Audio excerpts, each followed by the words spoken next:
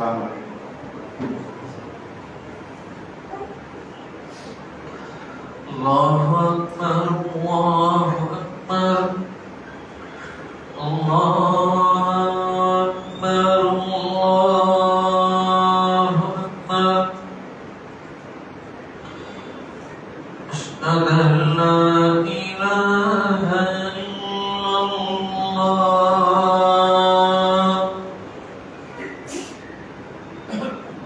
அஷ்ஹது அன் லா இலாஹ இல்லல்லாஹ்.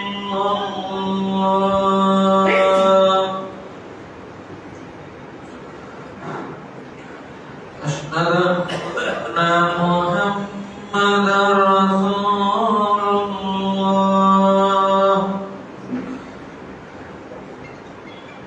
அஷ்ஹது அன்ன முஹம்மதர் ரசூலுல்லாஹ்.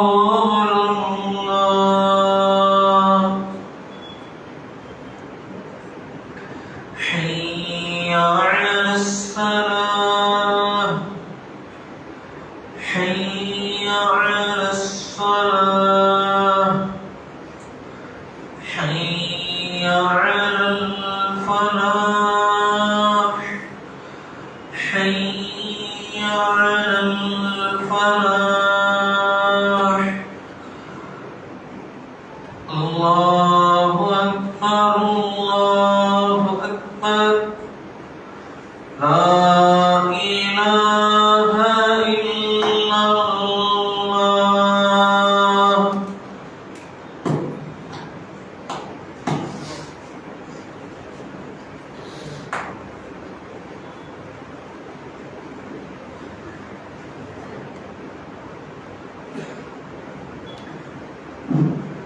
إن الحمد لله نحمده ونستعينه ونستغفره ونعوذ بالله من شرور أنفسنا ومن سيئات أعمالنا ما يهده الله فلا مضل له ومن يضلل فلا هادي له. أشهد أن لا إله إلا الله وحده لا شريك له وأشهد أن محمدا عبده ورسوله أما بعد. قال الله تعالى في القرآن العظيم والفرقان المجيد أعوذ بالله من الشيطان الرجيم بسم الله الرحمن الرحيم يا أيها الذين آمنوا اتقوا الله حق تقاته ولا تموتن إلا وأنتم مسلمون. يا أيها الناس اتقوا ربكم الذي خلقكم من نفس واحدة وخلق منها زوجها وبث منهما رجالا كثيرا ونساء واتقوا الله الذي تساءلون به والأرحام إن الله كان عليكم رقيبا. يا أيها الذين آمنوا اتقوا الله وقولوا قولا سديدا يصلح لكم أعمالكم يغفر لكم ذنوبكم ومن يطع الله ورسوله فقد فاز فوزا عظيما. فإن أصدق الحديث كتاب الله وخير الهدي هدي محمد وشر الأمور محدثاتها كل محدثة بدعة كل بدعة ضلالة كل ضلالة في النار.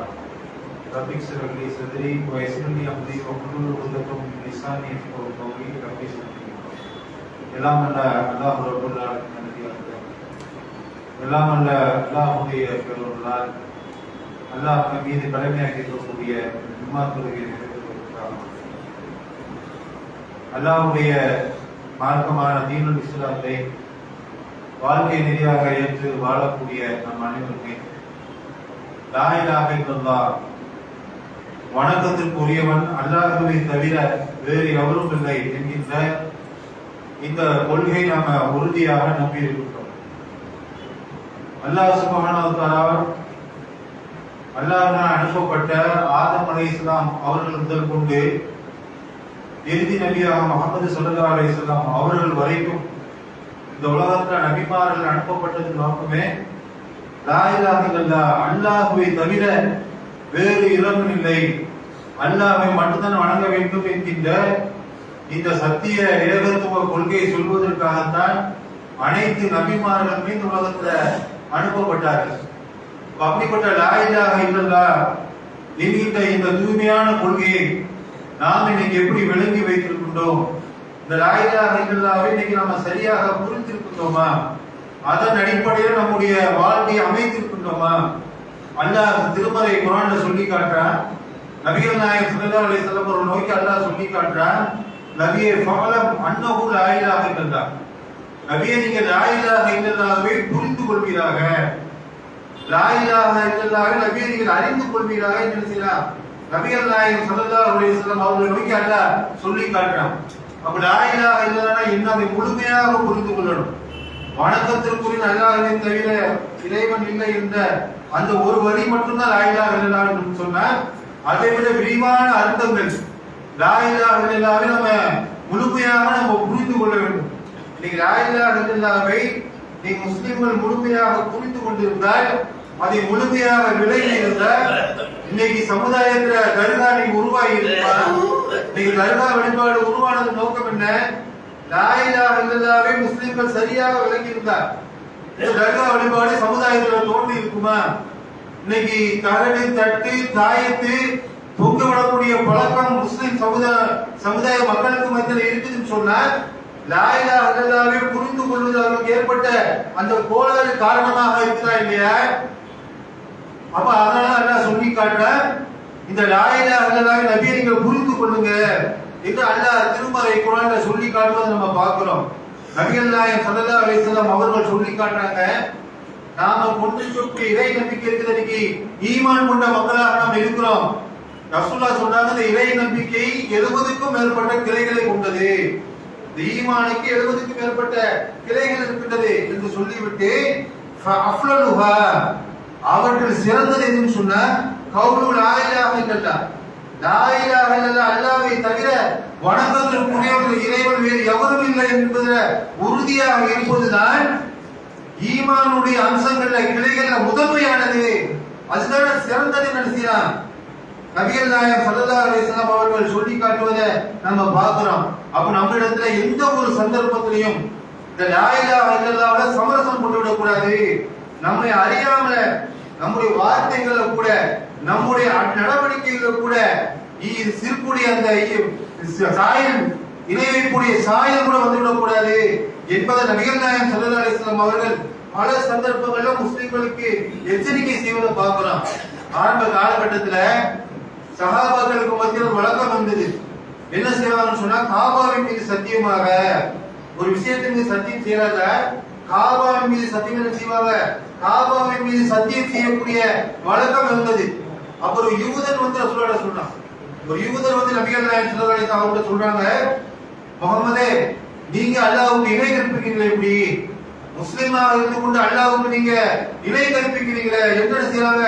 ஒரு யூதன் வந்து ரசூலுல்லாஹ்ட்ட முறையிடுறான். உடனே நபிகள் நாயகம் ஸல்லல்லாஹு அலைஹி வஸல்லம் நாங்க எப்ப அல்லாஹ்வுக்கு இணை கற்பித்தோம் என்று கேட்கும்போது, உங்களுடைய மக்கள் காபாவின் மீது சத்தியமாக என்ன செய்யறாங்க சொல்றாங்க, இணை கற்பித்தல் இல்லையா, அல்லாஹ்வை விடுத்து விட்டு அல்லாஹ் அல்லாத மற்றவர்கள் மீது சத்தியம் போடுறீங்களே, இது இணை கற்பித்தல் தானே என்று சொன்ன உடனே நபிகள் நாயகம் ஸல்லல்லாஹு அலைஹி வஸல்லம் உடனே என்ன செய்யறாங்க, அது சரிதான், சொல்லி காட்டக்கூடிய சரிதான் என்று சொல்லிவிட்டு சஹாபாக்களுக்கு உத்தரவு போடுறாங்க, இனிமேல் காபாவின் மீது சத்தியம் என்று சொல்லக்கூடாது, காபாவின் இறைவன் மீது சத்தியமாக அல்லாஹ்வின் மீது என்ன செய்யணும், சத்தியம் செய்ய வேண்டும் என்பதை என்ன செய்யறாங்க, நபிகள் நாயகம் ஸல்லல்லாஹு அலைஹி வஸல்லம் அவர்கள் நபி தோழருக்கு மத்தியில் சொல்றாங்க. சொல்லிவிட்டு நீ யாராவது லாத்தின் மீது சத்தியமாக, உஸாவின் மீது அன்றைய காலத்துல வணக்கம் இருந்துச்சு, லாத் என்ற சிலையை வணங்கக்கூடியவர்களாக இருந்தாங்க, உஸா என்ற சிலைகளை வணங்கக்கூடியவர்களாக இருந்தாங்க. அப்ப ரசூலுல்லாஹ் சொல்றாங்க, லாத் உஸாவின் மீது நீ யார் சத்தியம் செய்கிறார்களோ அவர்கள் லா இலாஹ இல்லல்லாஹ் என்று சொல்லி தன்னுடைய ஈமானை புதுப்பித்துக் கொள்ளட்டும். அல்லாஹ் அல்லாஹ்வுக்கு மீது சத்தியம் போடுறதே ஒரு இணை கற்பித்தல் என்பதை என்ன செய்றாங்க, நபிகள் நாயகம் ஸல்லல்லாஹு அலைஹி வஸல்லம் அவர்கள் சொல்லி காட்டுறாங்க. நம்முடைய வார்த்தைகளை கூட இணை வைக்கக்கூடிய அந்த சாயல் வந்துடக்கூடாது. இன்னைக்கு நம்மிடத்துல அந்த வழக்கம் பல மக்கள் இருக்குதா இல்லையா, குர்ஆனின் மீது சத்தியமாக, காபாவின் மீது சத்தியமாக, நீங்க நிறைய முஸ்லிம் வழக்கங்களை வச்சிருக்காங்க, ஏதாவது ஒண்ணு செய்ய மாட்டேன்னு சொன்னா குர்ஆன் மேல சத்தியமா செய்ய மாட்டேன், அல்லது எங்க அம்மா மேல சத்தியமா என்ன செய்வாங்க, சத்தியம் போடக்கூடிய காட்சிகளை பார்க்கிறோம். அப்ப நபிகள் நாயகம் ஸல்லல்லாஹு அலைஹி வஸல்லம் அவர்கள் சொல்றாங்க, யார் லாத் உஸாவின் மீது சத்தியம் போடுறாங்களோ அவங்க லா இலாஹ இல்லல்லாஹ் என்று அவர்கள் சொல்லிக் கொள்ளட்டும், அது இணை கற்பித்தல் என்பதை என்ன செய்யறாங்க, நபிகள் நாயகம் ஸல்லல்லாஹு அலைஹி வஸல்லம் அவர்கள் சொல்லி காட்டுவதை பார்க்கலாம். இப்படி நம்முடைய பேச்சுக்கள்ல, நம்முடைய நடவடிக்கைகள் கூட இணை கற்பித்தல் என்ன செஞ்சிடக்கூடாது, அந்த பாவத்தை ஒரு முஸ்லிம் செய்து விடக்கூடாது.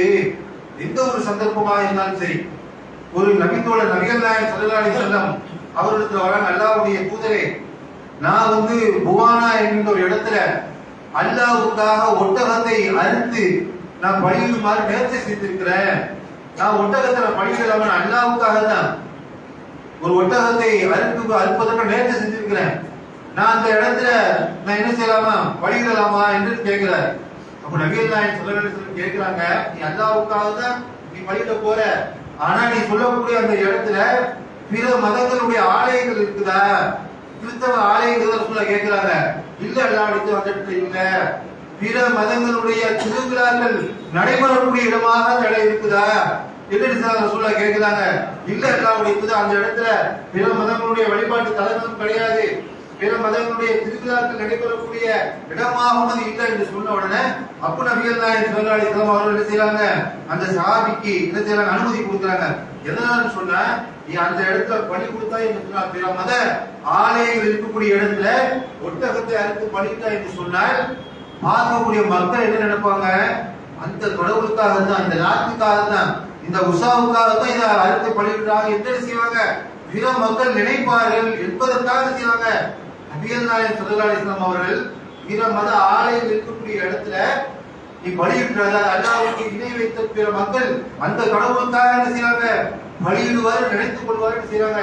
நபிகள் நாயகம் ஸல்லல்லாஹு அலைஹி வஸல்லம் அவர்கள் சொல்லி காட்டுறாங்க. இன்னைக்கு தர்காக்கள்ல போய் நேர்ச்சி செய்து கொண்டு தர்காக்களுக்கு ஆடு இருக்கிறாங்களா இல்லையா, தர்காக்கள் ஆடு இருப்பது கோடி இருப்பது நீங்க நம்முடைய சமுதாய மக்கள் செய்து கொண்டிருக்க அல்லாஹ்வுக்கு பகிரங்கமான இணை வைத்தல் சிற்கு. ரசூலுல்லாஹ் பிற மத கடவுள் இருக்கக்கூடிய ஆலயத்துக்கு முன்னாடி அறுக்கிறாங்க. நீ அல்லாஹ்வுக்காக அறுத்தாலும் பிற மக்கள் பார்க்கும்போது அந்த தெய்வங்களுக்காக அறுத்தல் என்று நினைத்து விடுவார் என்பது கூட செய்வாங்க. நபிகள் நாயகம் ஸல்லல்லாஹு அலைஹி வஸல்லம் அவர்கள் தடை செய்வதை பார்க்கிறோம். அப்ப நம்ம என்ன செஞ்சக்கூடாது, எந்த ஒரு சந்தர்ப்பத்திலையும் நம்முடைய பேச்சுக்களையோ நம்முடைய நடவடிக்கைகளையோ இணைய வைக்கக்கூடிய சாயலை கொடுத்துடக்கூடாது. இறுதி காலகட்டம், இறுதி மூச்சு இருக்கிற வரைக்கும் லா இலாஹ இல்லல்லாஹ் அல்லாஹ்வை தவிர வேறு எவரையும் வணங்க மாட்டோம் என்கின்ற அந்த கொள்கையில நாம உறுதியா இருக்கணும். அதுக்காக அல்லாஹ்விடத்துல பிரார்த்தனை செய்யணும். நபி ஸல்லல்லாஹு அலைஹி வஸல்லம் அவர்களிடத்துல அவங்களுடைய மனைவி உம்மு சலமா அவங்க வந்து கேட்கறாங்க, அவங்க நினைச்சாங்க அபிசீனிய நாட்டுல ஒரு காட்சியை பாக்குறாங்க. அங்க வந்து மரியா என்று சொல்லக்கூடிய ஒரு கிறிஸ்தவ ஆலயத்தை அவங்க பார்க்கிறாங்க. அங்க என்ன செய்யப்பட்டிருக்குன்னு சொன்ன பிற மதத்துடைய அந்த கடவுளுடைய முக்கியமான நபர்களுடைய புகைப்படம் எல்லாம் வரையப்பட்டு அது வணங்கப்படக்கூடிய இடமாக மாற்றப்பட்டிருக்கிறது. இதை பார்த்து ரசூலுல்லாஹ் சொன்னாங்க, அல்லாஹ்வுடைய தூதரே இந்த மாதிரி அபிசீனியாவில் ஒரு காட்சியை பார்த்தேன்.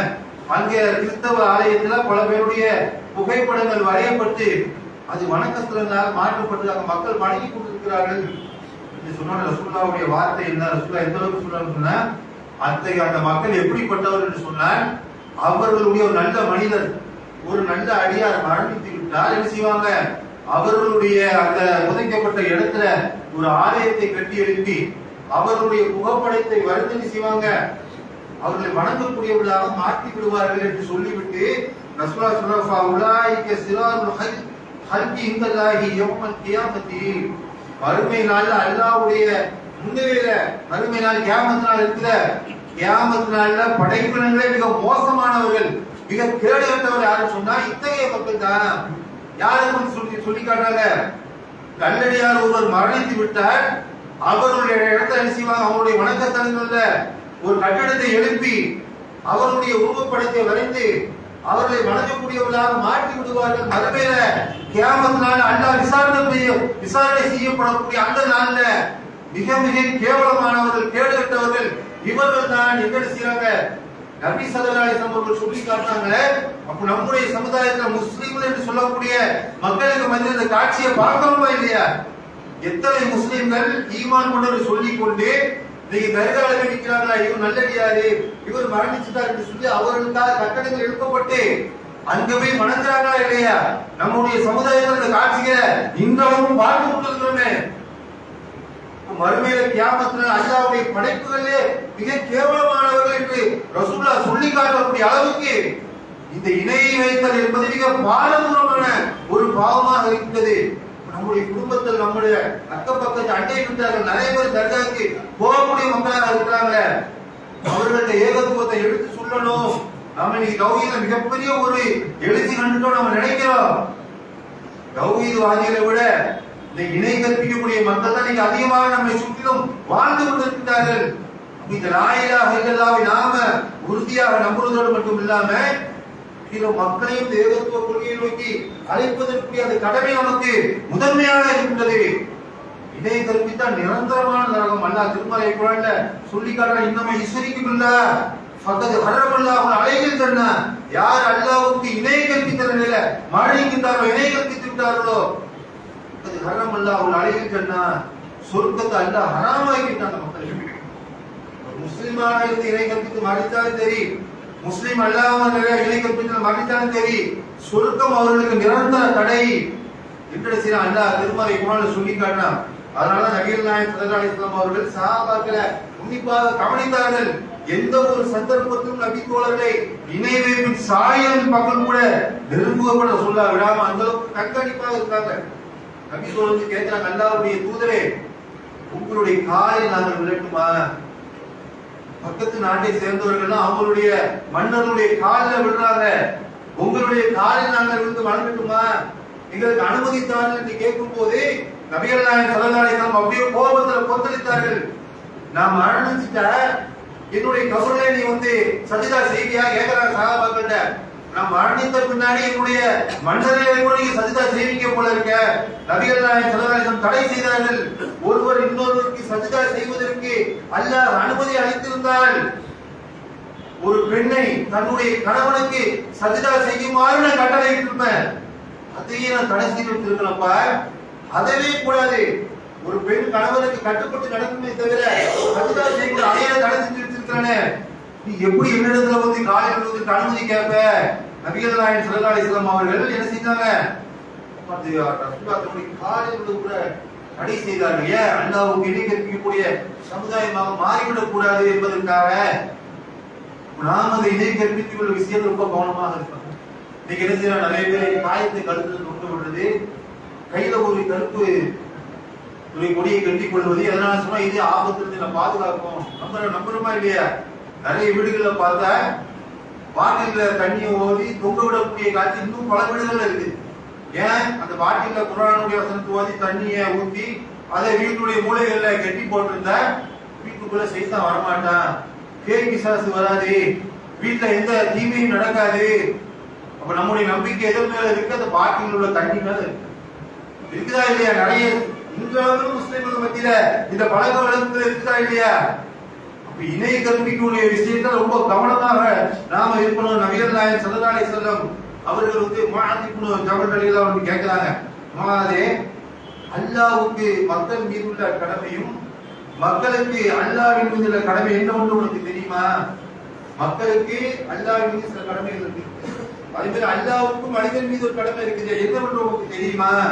தெரியாது. அல்லாஹ்வும் அல்லாஹ்வுடைய தூதருமே அறிந்தவங்க செய்றாங்க சொல்லிவிட்டு அவங்க சொல்றாங்க, உடனே ரசூலுல்லாஹ் சொல்றாங்க, ஃப இன்ன ஹக்கல்லாஹி அலல் இபாதி அன் தஅபுதுஹு வலா துஷ்ரிகு பிஹி ஷைஆ.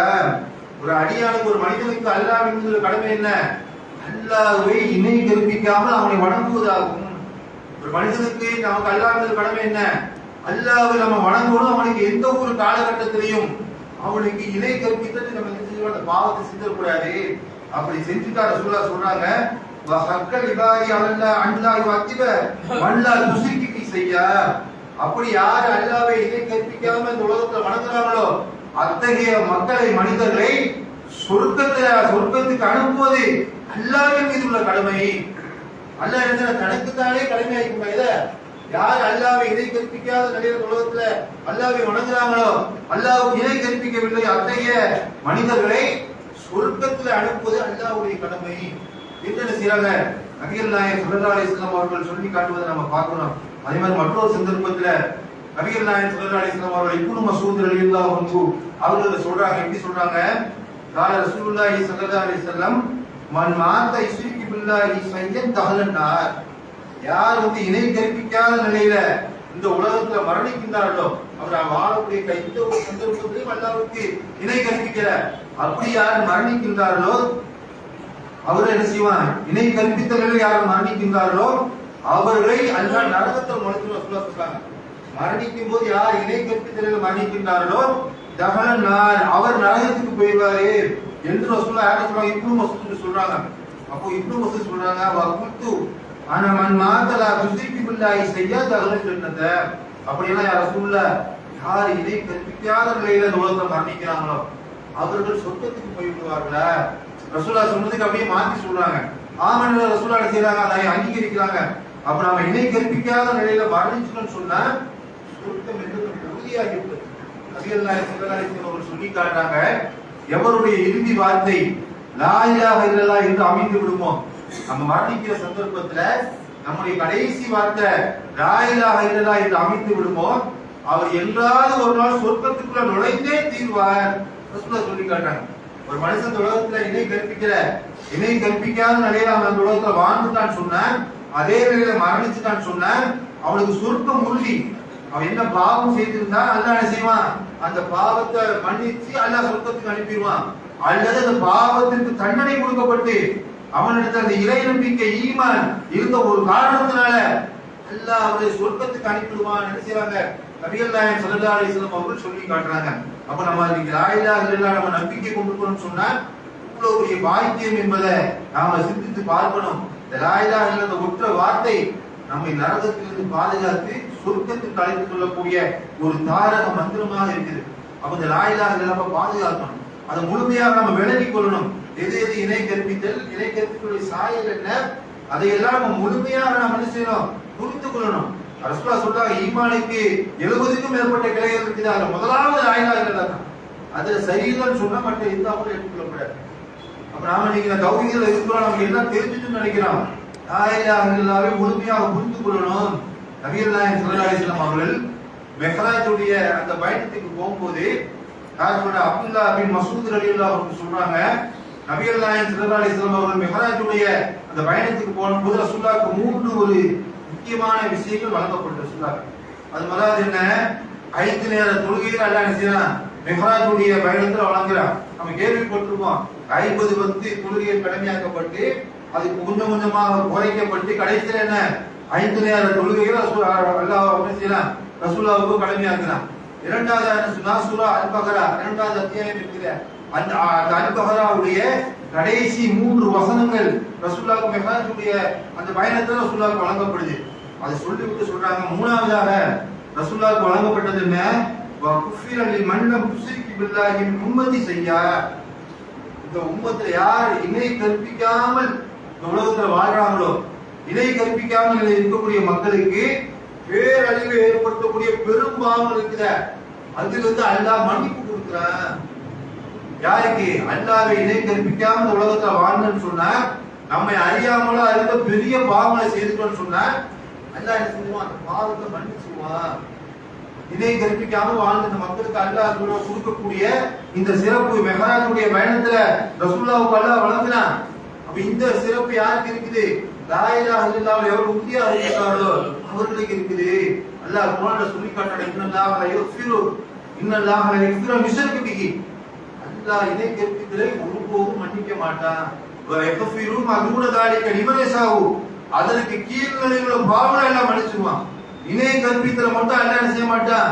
ஒரு காலம் மன்னிக்க மாட்டான் என்பதை குர்ஆன்ல அல்லாஹ் சொல்லி காட்டினா அதான் என்ன செய்வாங்க? நபிகள் நாயகம் ஸல்லல்லாஹு அலைஹி வஸல்லம் அவர்களுக்கும் மெஹ்ராஜுடைய பயணத்தில் வழங்கப்பட்டுச்சு.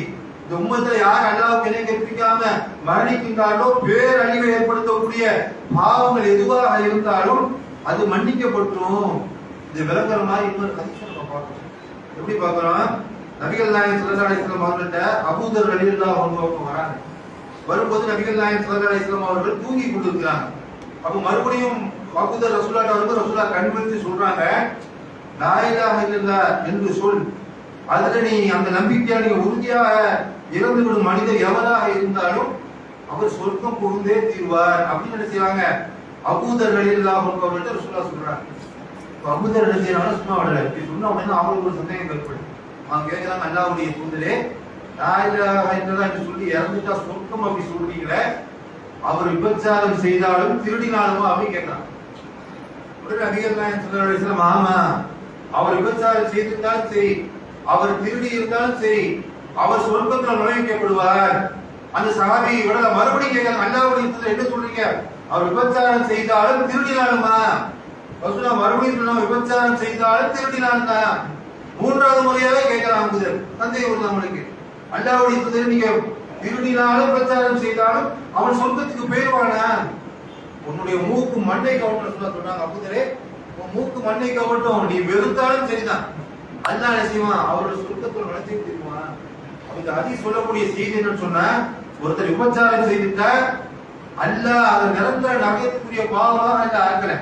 விபச்சாரம் செய்து அல்லாஹ் நாட மன்னிச்சு விட்டுருவான். அல்லாஹ் மன்னிக்கணும்னு சொன்னா விபச்சாரத்துக்கு என்ன தண்டனை இருக்குதோ நம்ம ஹதீஸ்ல பார்த்துப்பா இப்படிப்பட்ட தண்டனை வழங்கப்படுது. ஒரு குடுவைக்குள்ள நெருப்பு பத்த வைக்கப்பட்டு அந்த குடுவைக்குள்ள போடப்படுவாங்க. அவங்க அந்த தண்ணீர் கொதிக்கக்கூடிய தண்ணீர் குடுவையிலிருந்து அவங்க வெளியே வருவதற்கு முயற்சி செய்யும் போதெல்லாம் மீண்டும் அதுக்குள்ளே விழுவாங்க. இந்த தண்டனை யாருக்கு? விபச்சாரம் புரிந்த மக்களுக்கு.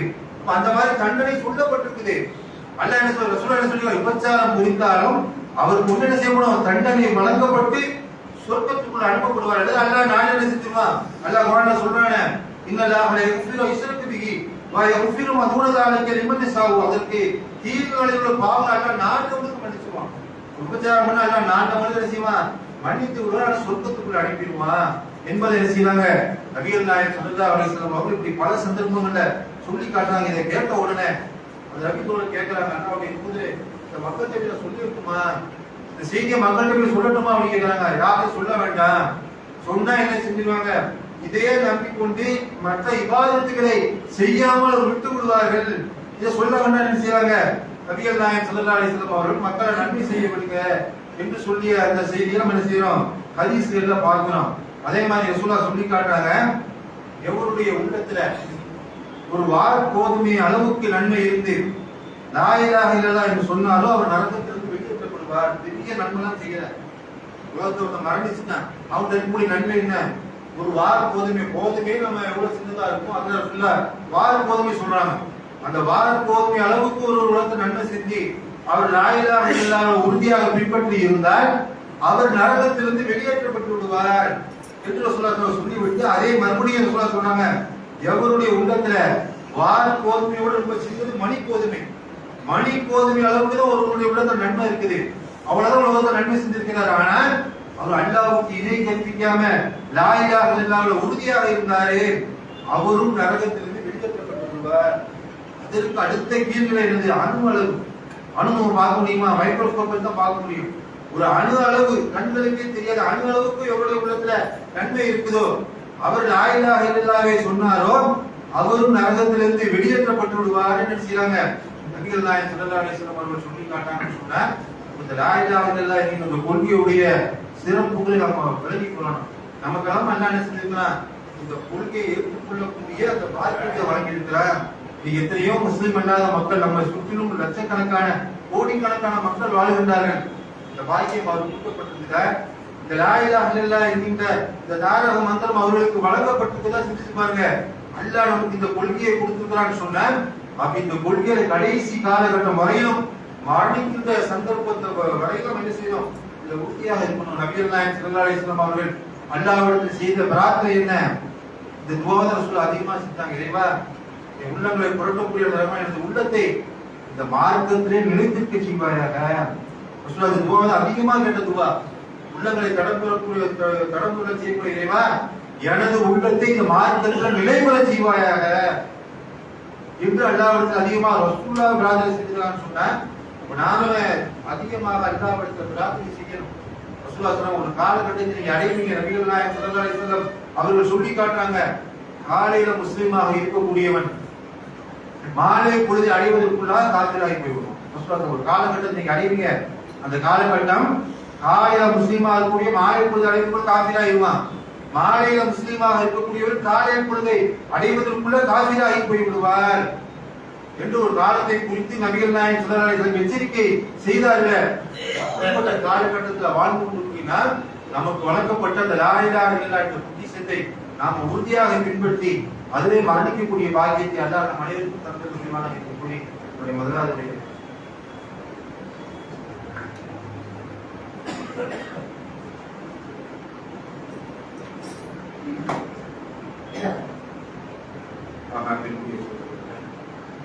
அல்லாஹ் சுப்ஹானஹு வ தஆலா நமக்கு தந்திருக்கக்கூடிய இந்த ஏகத்துவ கொள்கை என்பது அல்லாஹ் நமக்கு வழங்கியிருக்கக்கூடிய மிகப்பெரிய ஒரு அருட்படை, மிகப்பெரிய ஒரு பாக்கியம். நம்முடைய பாவங்கள் மன்னிக்கப்படுவதற்கு இந்த ஏகத்துவ கொள்கையை போதுமானதான நபிகள் நாயகம் ஸல்லல்லாஹு அலைஹி வஸல்லம் அவர்கள் சொல்லி காட்டான், மறுமை நாள்ல ஒரு அடியான் அல்லாஹ்விடத்துல வருவான். எப்படி வருவான்னு சொன்னா, இந்த பூமி நிறைய, பூமி எவ்வளவு பெருசா இருக்கு, பூமி நிறைய பாவத்தோடு அல்லாஹ்வை சந்திப்பான். அவ்வளவு பாவம் அல்லாஹ்வை அவன் சந்திப்பான். அப்போ அல்லாஹ் அவனை பார்த்து சொல்லுவானா மறுமை நாள்ல, ஆதமுடைய மகனே, நீ பூமி நிறைய பாவத்தோடு என்னோட வந்திருக்கிறாய். சாதாரண பாவத்தை வரல, பூமி நிறைய பாவத்தோடு என்னோட வந்திருக்கிறாய். நீ எனக்கு எந்த ஒன்றையும் உலகத்துல இணை கற்பிக்கல. பெரும் பெரும் பாவனை செய்தாலும் நீ எனக்கு யார் ஒன்றையும் இணை கற்பிக்காமல் அல்லாஹ் மட்டும்தான் வணக்கத்திற்குரியவன், வேறு யாரையும் வணங்கக்கூடாது என்று கொள்கிற நீ உறுதியாக இருந்த காரணத்தினால நான் உனக்கு பூமி நிறைய பாவ மன்னிப்பை வழங்குறேன். நீ பூமி நிறைய பாவத்தோடு வந்திருக்கிற, நான் உனக்கு பூமி நிறைய மன்னிப்பை தரேன் என்று சொல்லி அவனுடைய பாவங்கள் மன்னிக்கப்பட்டு அவனை அல்லாஹ் சொர்க்கத்திற்கு அனுப்பி விடுவான் என்பது என்ன செய்யறாங்க நபிகள் நாயகம் ஸல்லல்லாஹு அலைஹி வஸல்லம் அவர்கள் சொல்லக்கூடிய செய்தி அஹ்மத் என்ற ஹதீஸ் கிதாபில் இடம்பெறுவதை பார்க்கிறோம். அப்ப நம்முடைய பாவங்கள் மன்னிக்கப்படுவதற்கான இந்த கொள்கை, இந்த ஏகத்துவ கொள்கை. அப்ப இந்த கொள்கையை பின்பற்றி வாழக்கூடிய நாம இதுல உறுதியாக இருந்து இந்த லா இலாஹ இல்லல்லாஹ்வை முழுமையாக நாம் புரிந்து கொண்டு இணை வைக்கக்கூடிய சாயல்கள் நம் மீது விழாம என்ன செய்யணும், ஏகத்துவவாதியாக மரணிக்கக்கூடிய பாக்கியத்தை, மறுமையில வெற்றி அடையக்கூடிய பாக்கியத்தை அல்லாஹ் நம் அனைவருக்கும் தந்தல் புரிவாராக இருக்கக்கூடிய இந்த ஜும்மாவை நிறைவு அஸ்ஸலாமு அலைக்கும் வரஹ்மத்துல்லாஹி